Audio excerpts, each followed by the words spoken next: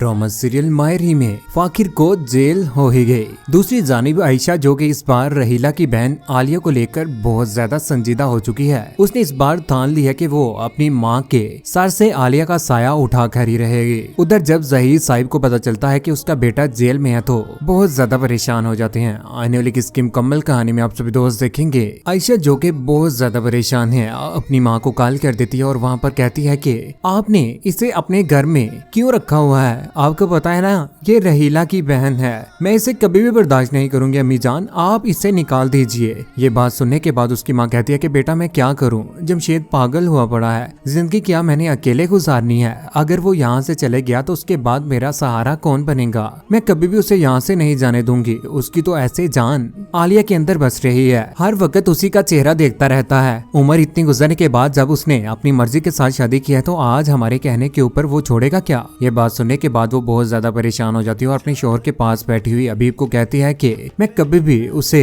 अपनी माँ के सर के ऊपर नहीं रहने दूंगी, देख लेना मैं उसे अलग करके ही रहूंगी इस घर से और उस घर से अपने भाई की जिंदगी से भी निकाल कर ही रहूंगी। यहाँ पर हबीब जो कि कहता है कि उन दोनों की शादी हो चुकी है, निकाह हो चुका है, निकाह कोई मजाक नहीं है, बेहतर होगा कि तुम भी मान ही लो, मैं तो इस बात को एक्सेप्ट कर चुका हूँ, मुझे भी ये बातें बर्दाश्त नहीं हुई थी कि रहीला का भाई बन चुका है जमशेद, छोटी बहन के साथ शादी कर ली है। यहाँ पर आयशा जिसे ये बात आज समझ नहीं आ रही लेकिन उसे समझनी ही पड़ेगी क्योंकि जमशेद तो अब आलिया के बगैर एक मिनट भी नहीं रह पा रहा। उधर घर में जमशेद जो कि अपनी माँ के पास बैठा हुआ है, यहाँ पर आलिया को कहा जाता है कि घर के काम करे लेकिन वो घर के काम भी इसी तरीके से नहीं कर रही होती। यहाँ पर जमशेद जो कि कहता है कि अम्मी जान देखो ना कितनी खूबसूरत है मेरी बीवी। यहाँ पर उसकी माँ अच्छे तरीके से उसे देखती भी नहीं है क्योंकि आयशा ने जो कहा होता है इसी वजह से, लेकिन आलिया ठीक ही है क्योंकि जमशेद को तो कोई लड़की मिल ही नहीं रही थी। अगर आज उसे मिली है तो उसकी बहन और उसकी माँ चाहती ही नहीं है कि वो उस घर में रहे।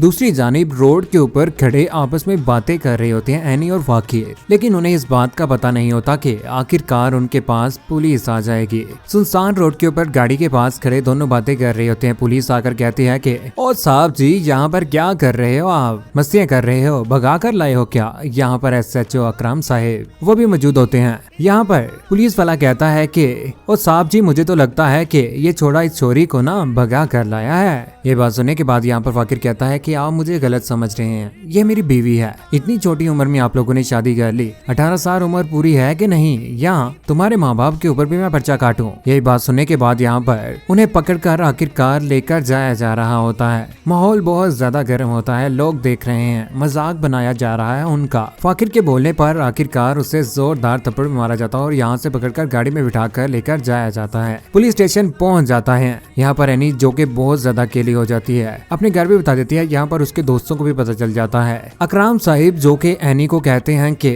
तुम जैसी लड़कियां होती हैं जो लड़कों के साथ भागकर घूमती फिरती रहती हैं। यह बात सुनने के बाद फाकिर बहुत ज्यादा गुस्से में आ जाता है और उसकी प्रोटेक्ट करते हुए कहता है कि तुम लोगों को तमीज नहीं है क्या बोलने की, ये मेरी बीवी है। और यहाँ पर शादी की वो तस्वीर भी दिखाई देता है लेकिन वो नहीं मानते। फाकिर कहता है कि तमीज नहीं है औरत से बात करने की। ये बात सुनने के बाद यहाँ पर अकरम SHO कहता है कि इनको बंद करो लॉकअप में। यहाँ पर पकड़कर उसे धिक्का मारते हुए लॉकअप में बंद किया जा रहा होता है। वो अपने आप को छुड़ाने की कोशिश करता है लेकिन उसे नहीं छोड़ते।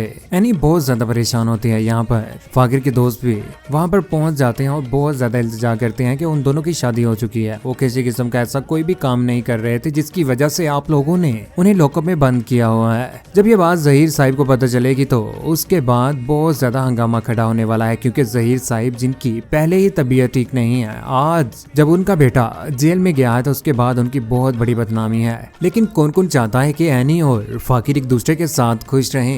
SHO साहिब ने बिल्कुल गलत किया है। हकीकी जिंदगी में भी ऐसा देखा जाए तो ये कानून के मुहाफिज और इंसानों के मुहाफिज जो रोड के ऊपर गाड़ियां लेकर घूम रहे होते हैं पुलिस वाले, ये लोगों के साथ बहुत ज्यादा बदतमीजी के साथ पेश आते हैं, अपनी उस वर्दी का फायदा उठा रहे होते हैं, यहाँ तक के हराम भी खाते हैं, भरपूर हराम खाते हैं। कहते हैं हराम खाने वाला, रिश्वत लेने वाला और देने वाला दोनों जहन्नमी हैं। इनका भी सिर्फ और सिर्फ यही मकसद है। लेकिन दुनिया में ईमानदार लोगों की कमी नहीं है, उन्हीं की वजह से दुनिया का निजाम चल रहा है। फाकिर और एनी को एक दूसरे के साथ खुश कौन कौन देखना चाहता है। जमशेद और आलिया जो कि एक दूसरे के साथ खुश हैं और उसकी माँ और आयशा को भी चाहिए कि उन दोनों को एक दूसरे के साथ खुश रहने दें। आप सभी दोस्तों की क्या राय है नीचे कमेंट सेक्शन में अपनी मोहब्बत भरी राय का इज़हार जरूर कीजिएगा। चैनल को सब्सक्राइब करने के बाद बाद बेल का बटन जरूर दबाइएगा।